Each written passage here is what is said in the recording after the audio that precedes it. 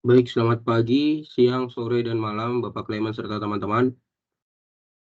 Kami dari kelompok 3 akan mempresentasikan bab 9 mengenai Global Market Entry Strategies, Lisensi Investment and Strategy Alliance.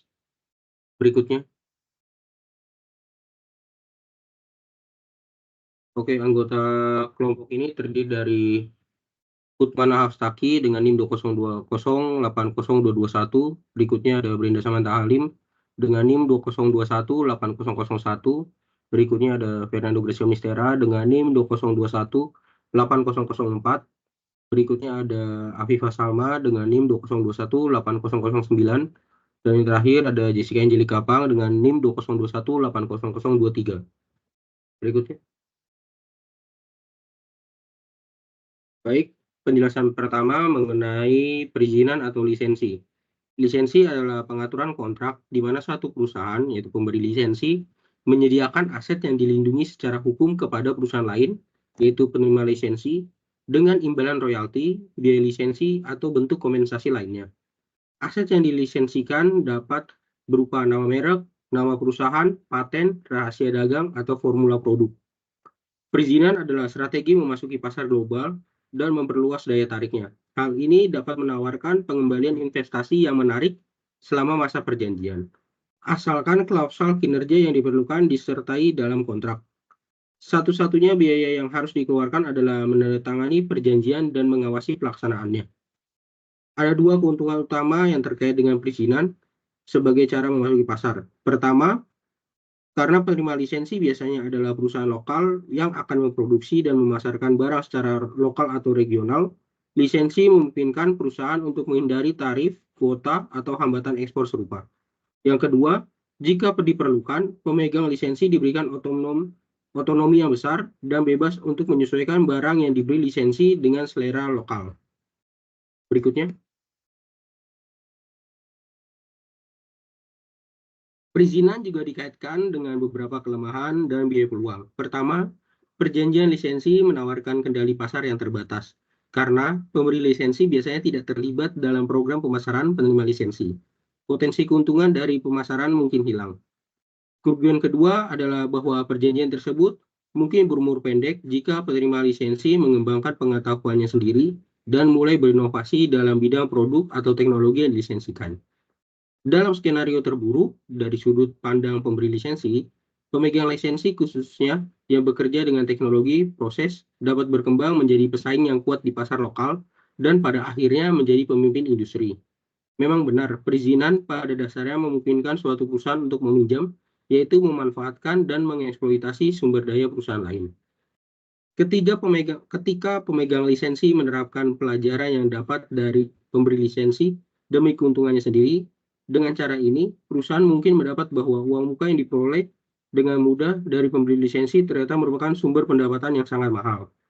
Untuk mencegah pesaing memberi lisensi mendapatkan keuntungan sepihak, perjanjian lisensi harus mengatur pertukaran lintas teknologi di antara semua pihak.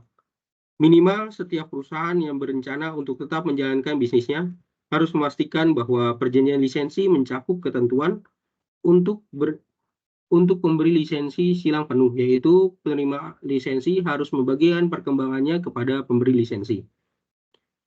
Strategi perizinan harus dirancang untuk memastikan keunggulan kompetitif yang berlanjutan bagi para lisensi. Misalnya, pengaturan izin dapat menciptakan peluang pasar ekspor dan membuka pintu bagi hubungan manufaktur yang berisiko rendah.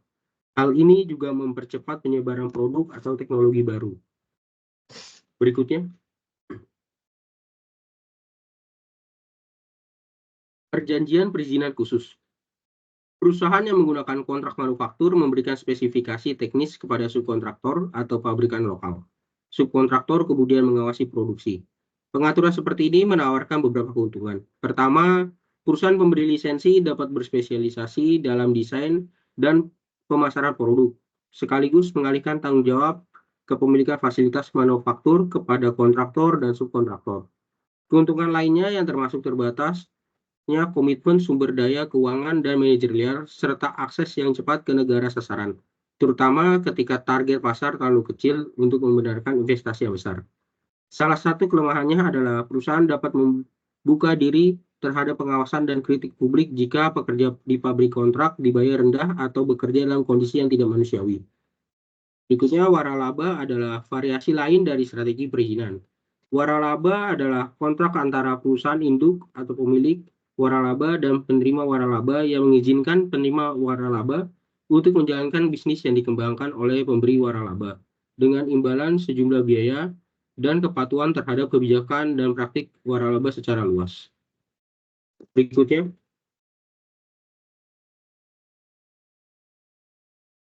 waralaba memiliki daya tarik yang besar bagi pengusaha lokal yang ingin mempelajari dan menerapkan teknik pemasaran gaya barat.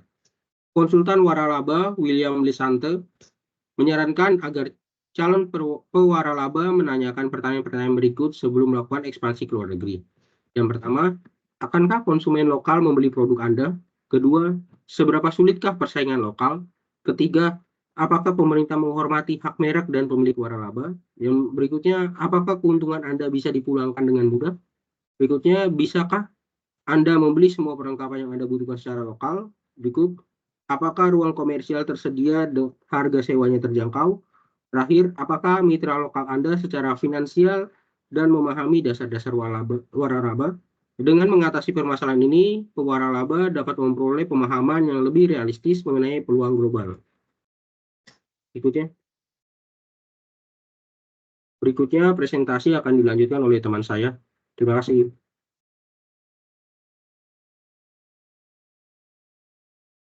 Baik, selanjutnya yaitu kita mulai ke bab 9.2 yaitu investment atau investasi. Yang pertama itu adalah joint venture atau usaha patungan. Jadi usaha patungan itu dengan kemitraan lokal merupakan strategi partisipasi yang lebih luas di pasar luar negeri daripada ekspor atau lisensi. Hal ini melibatkan berbagi kepemilikan entitas bisnis yang baru dan dibuat untuk memasuki pasar target dengan mengurangi risiko keuangan dan politik serta memungkinkan belajar tentang lingkungan pasar baru. Selain itu, sinergi antara kekuatan rantai nilai yang berbeda dapat dicapai. Dan untuk beberapa perusahaan, usaha patungan atau joint venture bisa menjadi satu-satunya cara untuk memasuki pasar tertentu. Next.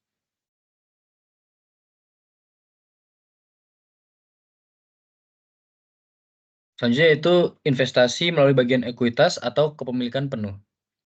Bentuk partisipasi yang paling luas di pasar global adalah investasi yang menghasilkan saham ekuitas atau kepemilikan penuh. Saham ekuitas hanyalah investasi. Jika investor memiliki kurang dari 50% saham, itu adalah saham minoritas. Kepemilikan lebih dari setengah saham, yaitu menjadikannya mayoritas. Kepemilikan penuh, seperti namanya, berarti investor memiliki 100% kendali. Hal ini dapat dicapai dengan memulai operasi baru yang dikenal sebagai investasi greenfield atau dengan merger atau akuisisi perusahaan yang sudah ada. Next. Selanjutnya akan dipresentasikan oleh rekan saya. Terima kasih. Baik, selanjutnya Global Strategic Partnership. Yang pertama ada the nature of Global Strategic Partnership, aliansi strategis, aliansi internasional strategis, dan kemitraan strategis global atau GSP sering digunakan untuk merujuk pada hubungan antar perusahaan dari berbagai negara untuk bersama-sama mencapai tujuan bersama. Aliansi strategis yang dibahas di sini mempunyai 3 karakteristik yang sama. Yang pertama, para peserta tetap independen setelah terbentuknya aliansi. Yang kedua, para peserta berbagai manfaat aliansi serta kendali atas kinerja dari tugas yang diberikan. Yang ketiga, para peserta memberikan kontribusi berkelanjutan dalam bidang teknologi, produk, dan hal-hal penting lainnya kawasan strategis. Next. Selanjutnya, sukses faktor. Dengan asumsi bahwa aliansi yang diusulkan memiliki 5 atribut ini, maka perlu dipertimbangkan 6 faktor dasar yang dianggap memiliki dampak signifikan terhadap keberhasilan GSP. Yang pertama, misi. GSP yang sukses menciptakan situasi win-win atau saling menguntungkan di mana peserta mencapai tujuan berdasarkan kebutuhan atau keuntungan bersama. Yang kedua, strategi. Suatu perusahaan dapat membentuk GSP terpisah dengan mitra yang berbeda. Strategi harus dipikirkan terlebih dahulu untuk menghindari konflik. Yang ketiga, tata kelola. Diskusi dan konsensus harus menjadi norma. Mitra harus dipandang sebagai sama. Dan yang keempat ada budaya. Chemistry itu penting. Begitu pula keberhasilan pengembangan seperangkat nilai bersama. Kegagalan kemitraan antara seperti General Electric Company Inggris dan Siemens AG yang sebagian disebabkan oleh fakta General Electric Company dijalankan oleh para eksekutif yang berorientasi pada keuangan, sementara Siemens AG dijalankan oleh para insinyur. Kemudian yang kelima, organisasi, struktur dan desain yang inovatif mungkin diperlukan untuk mengimbangi kompleksitas pengelolaan multinegara. Dan yang terakhir, manajemen. GSP selalu melibatkan jenis pengambilan keputusan yang berbeda, berpotensi permasalahan yang memecah belah harus diidentifikasi terlebih dahulu dan garis wewenang yang jelas dan terpadu harus ditetapkan sehingga akan menghasilkan komitmen dari semua mitra. Next. Selanjutnya, Alliance with Asian Competitor. Studi ini mengidentifikasi 4 area permasalahan umum dalam aliansi yang salah. Yang pertama itu muncul ketika masing-masing mitra itu mempunyai impian yang berbeda. Dan yang kedua itu menjadi perhatian adalah keseimbangan antar mitra. Dan masing-masing pihak harus berkontribusi pada aliansi dan masing-masing harus bergantung satu sama lain hingga tingkat tertentu yang membenarkan partisipasi dalam aliansi. Dan penyebab umum ketiga itu adalah kerugian akibat gesekan yang disebabkan oleh filosofi, ekspektasi, dan pendekatan manajemen. Selanjutnya akan dijelaskan oleh teman saya. Oke, selanjutnya mengenai subbab bagian 9.4 yaitu kemitraan internasional di negara berkembang. Eropa Tengah dan Timur, Asia, India, dan Meksiko menawarkan peluang menarik bagi perusahaan yang ingin memasuki pasar yang sangat besar dan sebagian besar belum tergarap. Pilihan strategis yang jelas untuk memasuki pasar-pasar ini adalah aliansi strategis. Biasanya seperti halnya usaha patungan awal antara perusahaan AS dan Jepang. Calon mitra akan menukar akses pasar demi pengetahuan.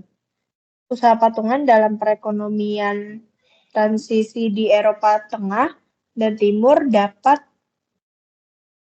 berkembang lebih cepat dibandingkan usaha patungan sebelumnya. Di sisi lain, beberapa masalah yang sering disebutkan sehubungan dengan usaha patungan di Rusia yaitu kejahatan terorganisir, kekurangan pasokan, dan sistem peraturan dan hukum yang sudah ketinggalan zaman dan terus berubah-ubah. Next.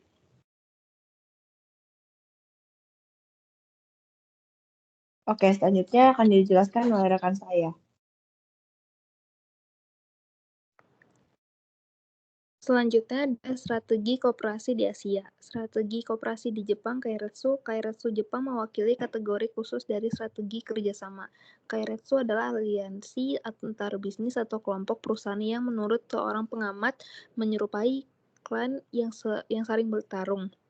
Tempat keluarga bisnis bergabung bersama untuk bersaing memperebutkan pangsa pasar. Keiretsu dibentuk pada awal tahun 50-an sebagai penggabungan kembali 4 konglomerat besar Seibatsu yang mendominasi perekonomian Jepang hingga tahun 1945. Strategi kooperasi di Korea Selatan, Seibo. Korea Selatan memiliki jenis kelompok aliansi kooperasi sendiri yang dikenal sebagai Seibo. Seperti Keiretsu Jepang, Seibo terdiri dari lusinan perusahaan berpusat pada bank sentral atau perusahaan induk dan didominasi oleh keluarga pendiri dibandingkan dengan Keiretsu. Seibo merupakan fenomena yang lebih baru. Selanjutnya dibahas oleh rekan saya. Oke, selanjutnya mengenai poin 9.6 yaitu strategi kooperasi abad ke-21.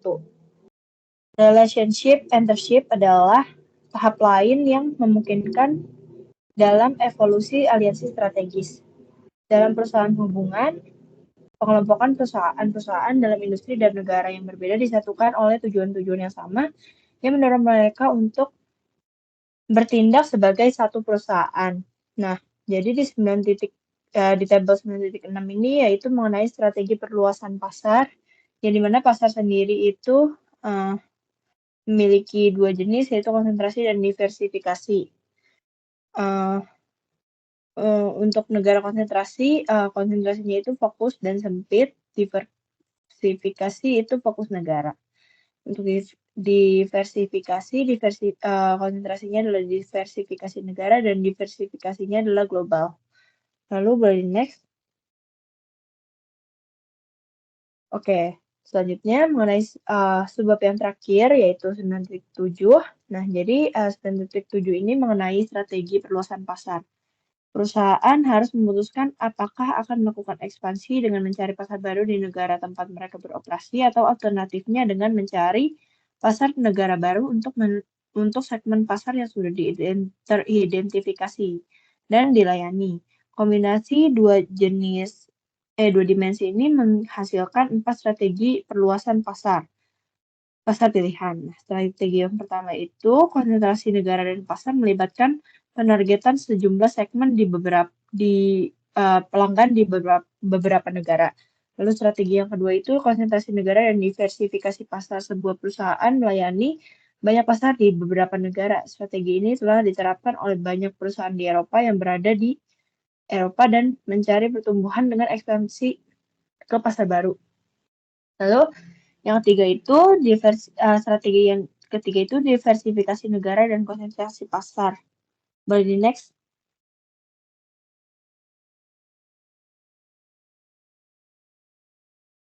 Oke, nah diversifikasi negara dan konsentrasi pasar ini adalah strategi global klasik di mana perusahaan mencari pasar dunia untuk suatu produk.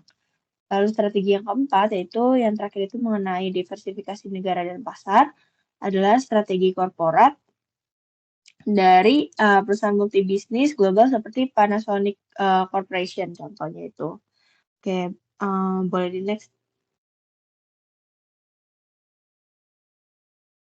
Oke, sekian yang dapat diberikan oleh kelompok kami.